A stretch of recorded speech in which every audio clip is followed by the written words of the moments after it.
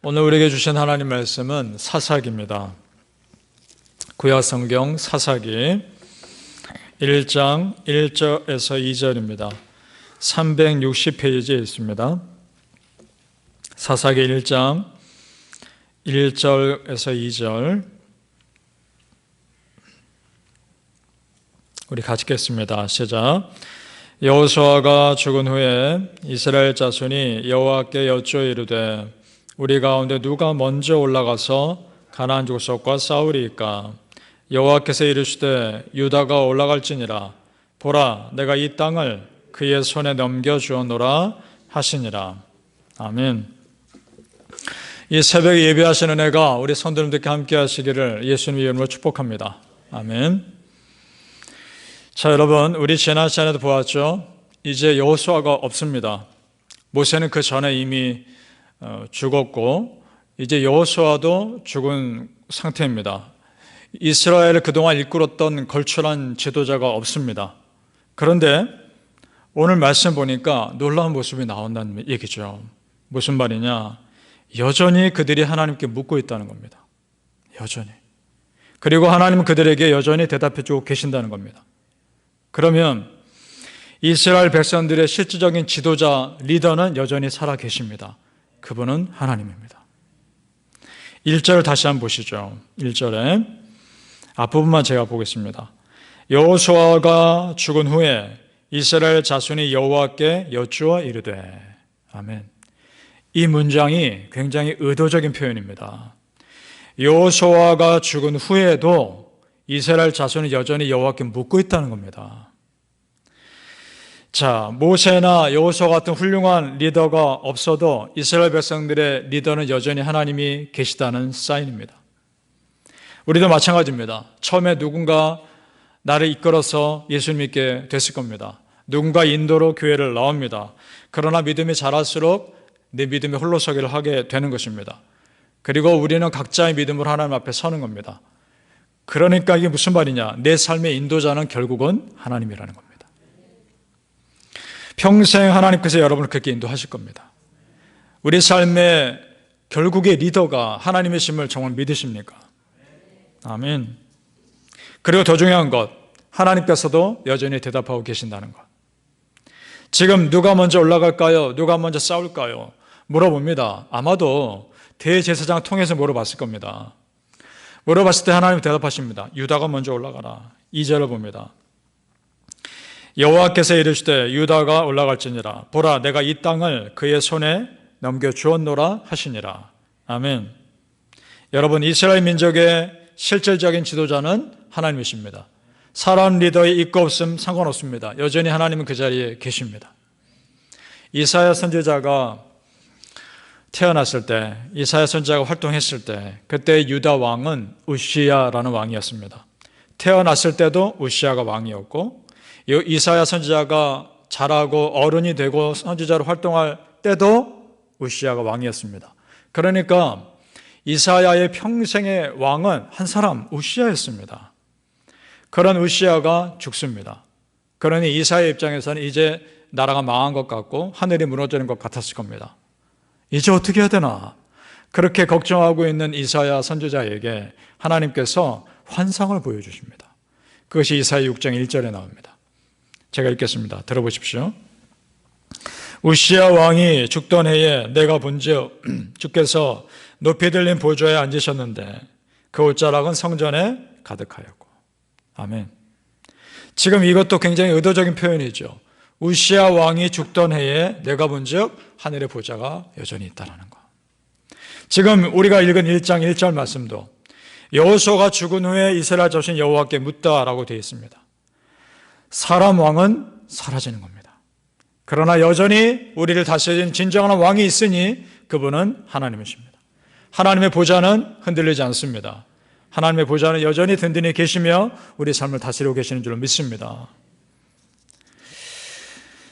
우리 성도님들, 내가 보기에 참 내 삶이 막막해 보이고 내 삶이 내가 어떻게 해결하기 어려워 보이는 상황에 있다 해도 나를 다스리시는 왕이신 하나님이 계시기에 두려워하지 마시길 바랍니다. 그 하나님이 내 삶을 가장 좋은 길로 인도하실 줄 믿습니다. 신약 성경에서도 여전히 하나님의 통치하심이 드러납니다. 세례 요한에서 예수님으로 이어지는 복음의 바통 터치를 통해서 알 수 있습니다. 세례 요한이 줄곧 하는 메시지가 있었죠. 무엇이었습니까? 회개하라, 천국이 가까웠느니라. 이것이 세례 요한의 메시지였습니다. 그러나 세례 요한도 헤로드 왕에 의해 죽임당하죠. 그 이후에 예수님이 공생애를 첫 시작하실 때 그 사역의 첫 메시지가 무엇이었습니까? 마가복음 4장 17절에 나옵니다. 예수께서 비로소 전파하여 이르시되 회개하라, 천국에 가까웠느니라. 정확히 똑같습니다. 구약의 마지막 선지자 세례 요한의 메시지와 신약의 첫 시작 예수님 메시지가 똑같습니다. 이게 무슨 말이냐? 구약과 신약을 꿰뚫고 하나님의 역사하심과 다스리심은 동일하다는 것입니다. 믿습니까? 이것이 우리의 삶에 그대로 적용되는 겁니다. 나의 이전이나 지금이나 앞으로나 하나님의 다스리심은 여전하십니다. 내가 성공할 때나 실패할 때나 상관없습니다. 내가 일이 잘 풀릴 때나 잘 안 풀릴 때나 상관없습니다. 하나님은 여전히 나를 다스리고 계십니다. 그 하나님을 온전히 믿으실 수 있기를 축복합니다. 내가 성공해도 나의 하나님입니다. 내가 실패해도 나의 하나님이십니다. 내 삶의 어떤 조건과 상관없이 하나님은 여전히 내 아버지 하나님이십니다. 그 신실하고 한결같으신 아버지 하나님께 다 맡기시기를 축복합니다.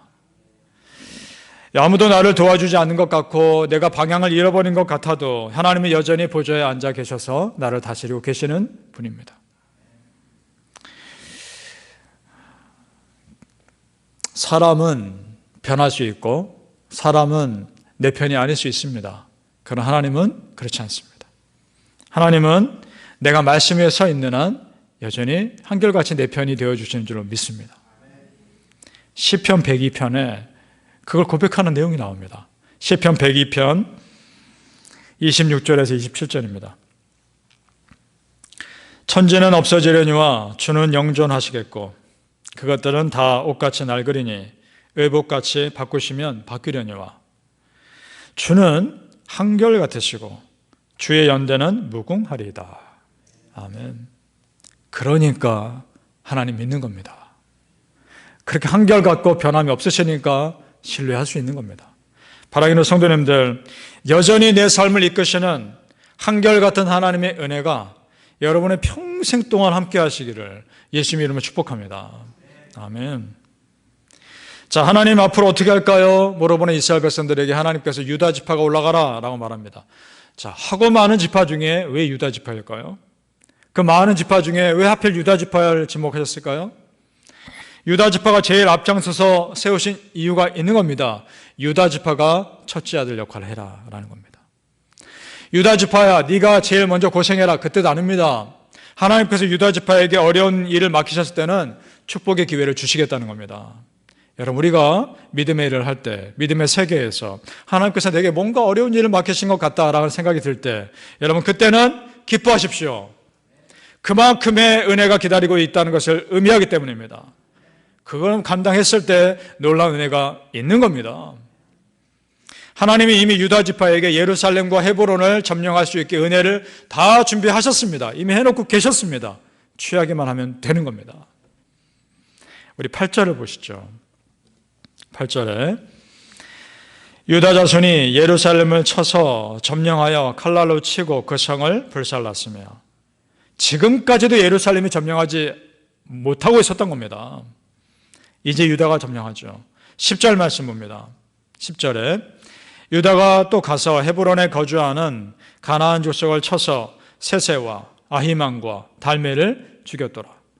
자, 헤브론을 점령합니다. 그런데 특별히 지금 세 사람을 지목하고 있죠. 세세와 아히만과 달메라. 왜 그랬을까요? 이 사람들은 특별하다는 거 아닙니까? 거인 족속들입니다. 그들까지도 점령했다는 겁니다. 여러분, 우리 크리스찬에게 위기는 기회입니다. 믿습니까? 내가 뭔가 감당할 위기가 처해졌다. 그것은 하나님께서 나에게 주시는 은혜의 기회입니다. 믿음으로만 감당하면. 성경의 역사 그걸 말해줍니다. 아브라함이 아들 이삭을 번제로 바치는 것 위기 아닙니까? 그러나 그걸 믿음으로 감당했을 때 열국의 아비가 되는 은혜를 누립니다. 믿음의 조상이 되죠.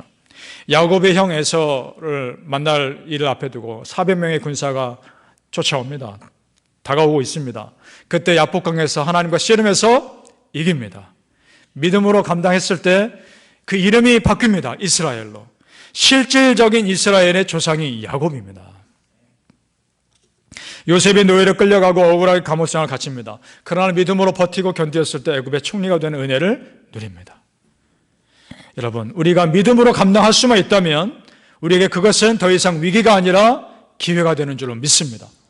사랑하는 성도님들, 여전히 내 삶을 이끄시는 하나님의 은혜로 눈에 보이는 위기가 있다면 그것을 기회로 바꿀 수 있기를 예수님의 이름으로 축복합니다. 아멘. 기도하겠습니다. 아버지 하나님, 우리 삶을 이끄시는 아버지 하나님의 은혜가 우리 삶에 여전히 함께하는 줄로 믿습니다. 나의 왕은 하나님이십니다. 내 삶의 리더는 아버지 하나님이십니다. 내가 잘 될 때나 잘 못 될 때나, 내가 힘들 때나 기쁠 때나, 내 상황이 잘 풀릴 때나 그렇지 않을 때나 상관없이 하나님은 나의 하나님이십니다. 하나님을 온전히 믿고 의지하며 나아가게 도와주시고 다 맡기게 하여 주옵소서. 그랬을 때 하나님께서 원하시는 가장 좋은 길로 우리 삶을 이끄실 줄로 믿습니다. 그 하나님을 온전히 신뢰하며 한결같으신 하나님의 은혜가 우리 성도님들의 평생을 머무시게 하여 주시옵소서. 감사하며 예수님 이름으로 기도합니다. 아멘.